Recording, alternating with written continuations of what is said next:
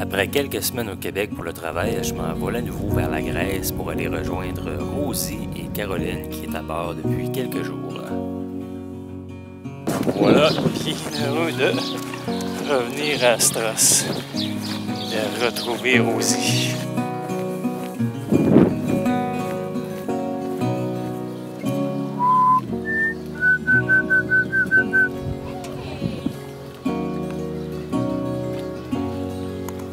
Non seulement je retrouve Rosie, mais je retrouve Chica. Ça va?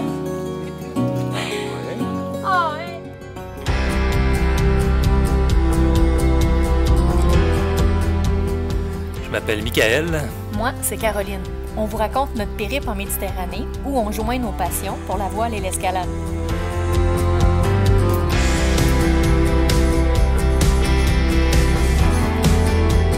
On a aussi le plaisir d'accueillir plusieurs nouveaux membres d'équipage à bord.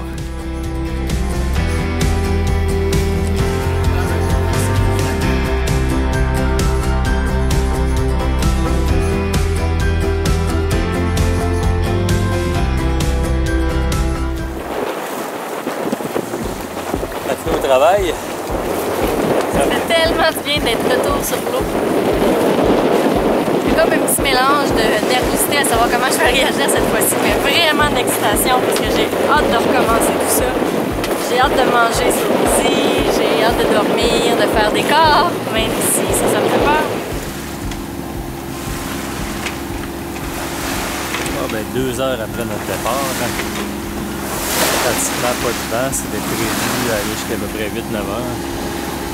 Chica avec un petit léger mal de cœur avec la petite vague de face qu'on a. L'adaptation, faut voir. Bien content d'être de retour en navigation, c'est très sympathique. Donc on s'en va à Milos. Puis ben, Caroline est censée faire tous les quarts de la nuit pour me laisser dormir une nuit complète. C'était pas ça qu'on avait convenu? Ah, bon. Finalement, j'étais obligé de rester réveillé un petit peu pour naviguer ça. Ah ben, le lever du soleil à 35 000 à l'ouest de Milos. On cherchait des vents, on était censé avoir du 12-15 nœuds. Puis là, ben, on a fuck all. En fait, juste à peu près 5-6 nœuds. On arrive à Milos. On a décidé de passer par ici entre Astro et Kalymnos. En fait, notre but premier, c'était d'aller grimper. En même temps, étant donné qu'on passe à côté des belles îles, on a décidé de faire quelques stops. Et ben, aujourd'hui, c'est Milos qu'on va aller visiter. Assez rapidement, je pense qu'on va juste ancrer. Puis après ça, ben, on va s'en aller à Santorini, peut-être encore de nuit, comme qu'on vient de faire cette nuit. Puis bon, on s'est pas vu beaucoup parce que justement, il déjeune. Après ça, il s'en va se coucher, je me lève, moi je déjeune.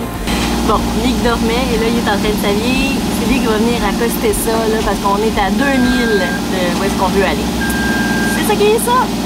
Capitaine, petite douceur est pas content parce qu'on n'a pas sorti les voiles. Bon, en fait, on les a sortis, rentrés, sortis, rentrés, sortis, rentrés, mais on les a pas vraiment utilisés. Fait que c'est tout nu, sans les voiles, que Rosie arrive ici. Regarde, il y en a une là-bas.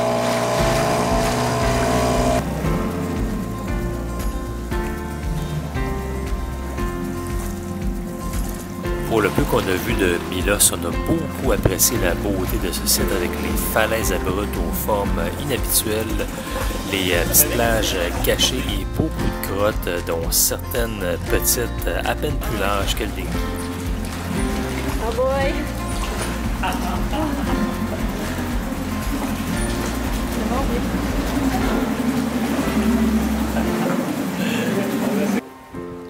Oui, j'ai même plus besoin de l'aider.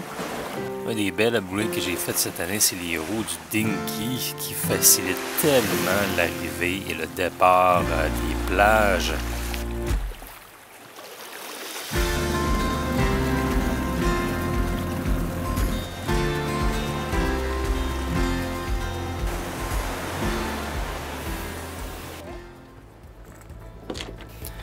C'est une fois que les nombreux bateaux de touristes ont quitté en fin de journée qu'on a pu prendre des bonnes shots de drone.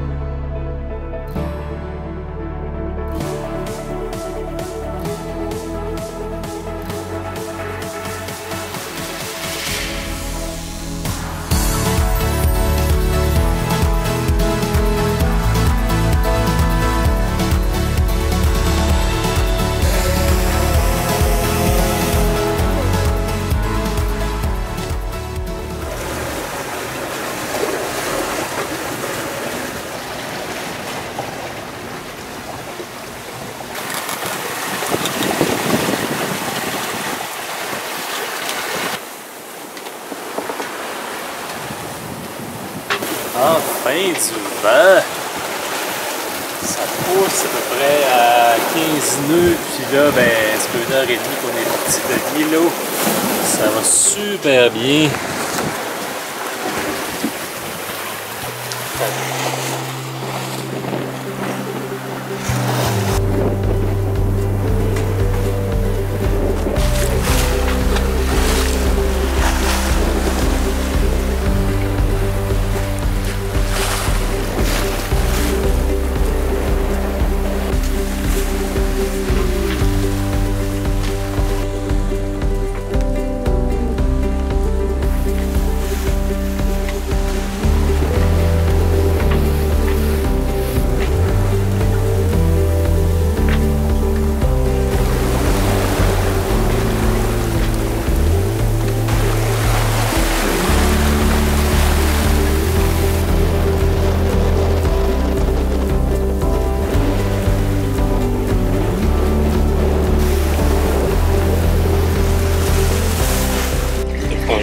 C'est qu'on va arriver trop tôt. On va être à 7.12, ça va super bien, mais là, c'est ça. Je pensais qu'on allait aller aussi vite, on voulait arriver au petit matin. Donc, c'est ça, ça clenche trop notre affaire, 40 000 affaires encore 5 heures. Bien installé dans ma couchette avec flotte anti-bruit. L'alarme du radar qui est activé, l'alarme de l'EAS, donc la sécurité en plus avec Caro qui est sur le pont. Ça permet vraiment de bien dormir l'esprit tranquille, fait que j'apprécie particulièrement ces bons moments-là en navigation de nuit. On entend les petits craquements du bateau avec le bruit de l'eau sur la coque. Fait que là, l'idée, c'est que elle est trop vite hier. Donc, on est parti de l'île de Milo, ça allait vraiment bien, des bons vents. Fait que ça allait trop vite. Puis là, ben, on ne voulait pas rentrer de nuit à une marina qu'on ne connaissait pas à Santorini. Donc, on a mis à la carte technique que je connaissais dans les lignes, mais que je n'avais jamais essayé. Donc, l'idée, c'est qu'on étarque les voiles côté au vent, de sorte que les voiles veulent amener le nez du bateau côté sous le vent, et puis on met la barre à fond côté au vent. Donc en gros, la barre se bat contre les voiles, ce qui freine simplement le bateau et qui nous garde en place à peu près à 60 degrés du vent apparent.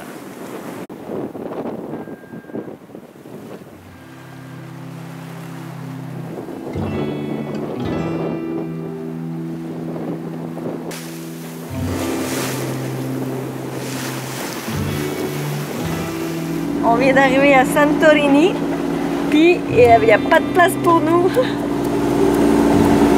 Donc les plaisirs de la navigation en haute saison en Grèce. Arrivé, puis là, ben, la marina est pleine, est plus que pleine. Là, ben, le gars ne voulait même pas nous laisser entrer. Donc là, on essaie d'aller trouver un petit mouillage à côté de la plage. C'est pas tant la navigation que surtout qu'on a gaspillé 5 heures en mer à faire du cap en avant ici parce qu'on voulait pas arriver en pleine nuit. Ça pour ça, c'est aller là-bas dessus.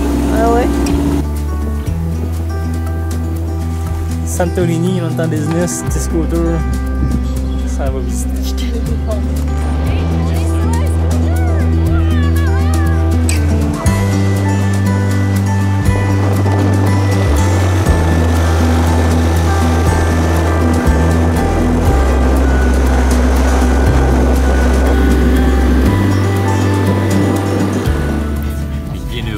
Après 2 jours de nage presque non-stop, finalement toucher terre et d'aller visiter un petit peu, voir finalement les belles îles grecques des Cyclades. Ici en Grèce, on ne commande pas de dessert, mais on a toujours quand même. Ça semble être dans la culture de vouloir toujours donner quelque chose aux clients. Ça fait 2 fois qu'on va ici pour restaurant, ça fait 2 fois que ça avait un petit dessert comme ça. Puis celui, je dois avouer, qui est particulièrement bon.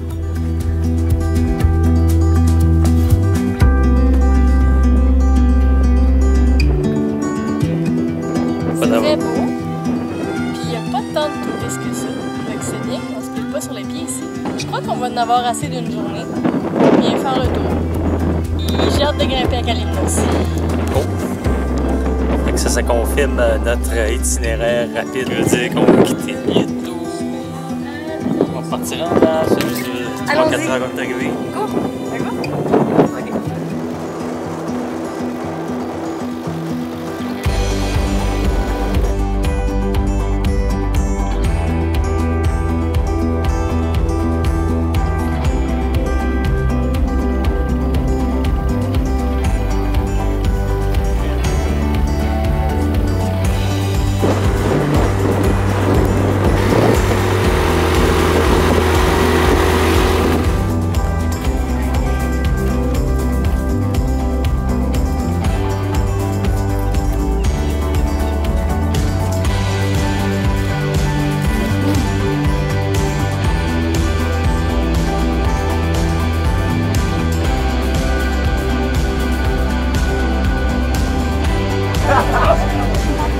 C'est un vrai show à voir.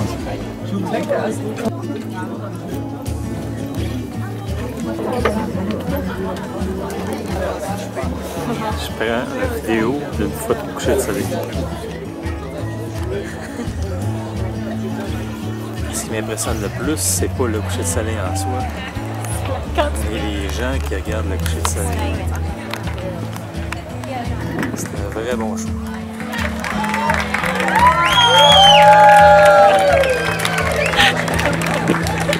C'est couché une fois de plus, il mérite un bel applaudissement. Ben, comme quand on va voir un bon show au rock, on est pogné dans le trafic après le coucher de soleil. Ici, c'est mieux. Un petit shortcut. On vient de se chipper une place avec la vue finalement. On a bien fait parce qu'il y en avait d'autres qui l'avaient spoté. Ouais. Donc je disais très belle journée à Santorini. Donc c'était très sympathique à visiter. Puis là, ben, on se paye la traite avec un mojito à 15 €. Ben, à peu près 21 $. Mais regardez la vue, ça vaut la peine. Ah, 12 €. Donc, en vrai, ça commence à être noir un peu, mais la vue est super.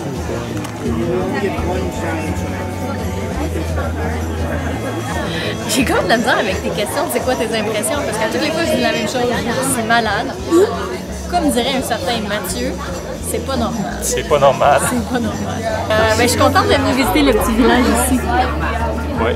Parce qu'on n'était pas supposé finalement. On était sur la moto en train de repartir. Je disais, non, je veux voir l'église bleue qu'on n'a toujours pas vue. Caro qui ici. Ils sont là, les églises bleues. C'est ça que je voulais voir. Voilà, c'est fait. C'est coché. Coché, on peut s'en On aller. s'en va à Kalymnos. Oui, ça fait longtemps que je n'ai pas vu un bel endroit de même.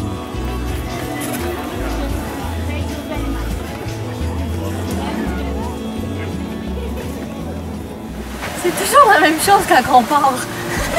Caro se couche, Michael filme. On part en an, Caro tombe comme une bûche. Après une courte visite de Santorini, on remet le cap à l'est vers Kalymnos avec un court arrêt à Astypalia où on trouve un beau mouillage bien à l'abri des vents qui poussent assez fort à ce moment-là.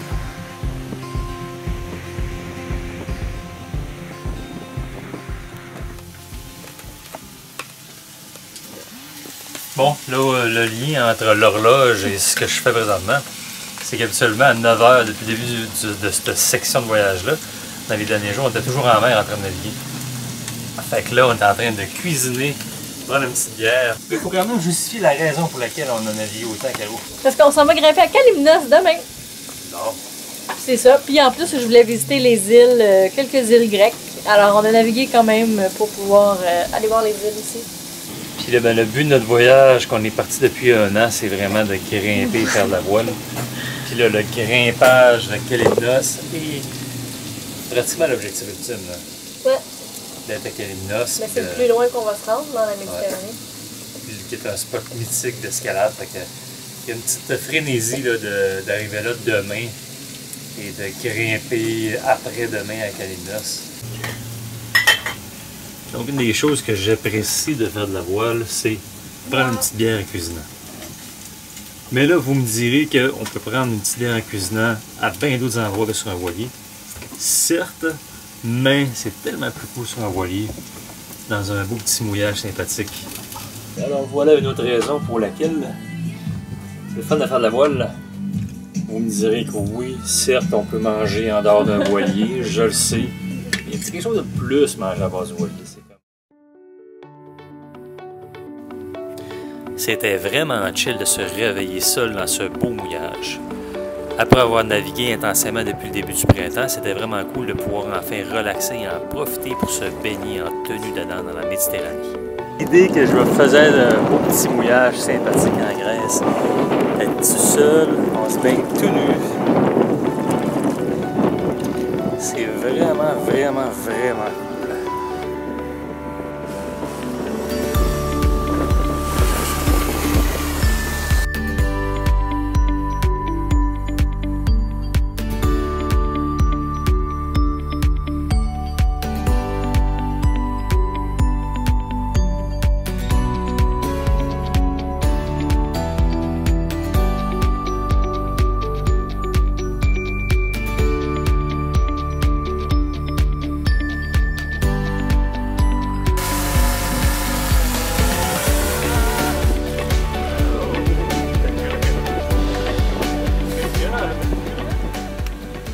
Dernier leg de notre voyage à Stipalia à Kalymnos.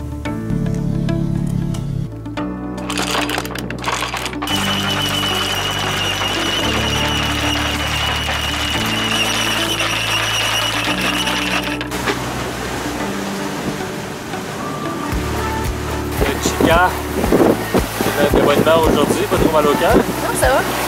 Cool. Ça a pris 3 jours, c'est ça.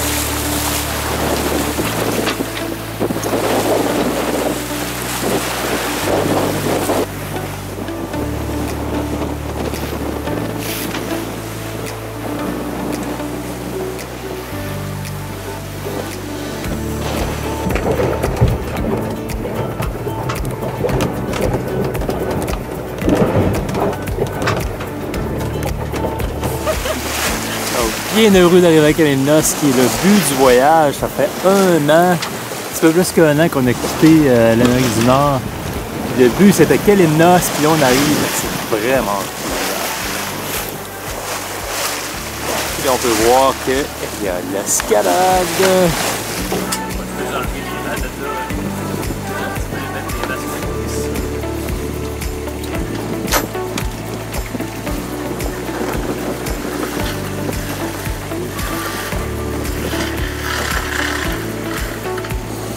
Finalement, Kalymnos, sacrément, on arrive. Kalymnos est considéré comme une des meilleures destinations d'escalade sportive au monde. Je rêvais d'y grimper depuis longtemps et j'avais même fantasmé à l'idée qu'un jour je pourrais y arriver à voilier. Ce rêve se réalisait et c'était un moment très spécial d'y arriver avec la belle Rosie. Dans les jours suivants, on a pu effleurer l'immense terrain de jeu pour grimpeurs et comprendre pourquoi ce lieu a si bonne réputation dans le monde de l'escalade.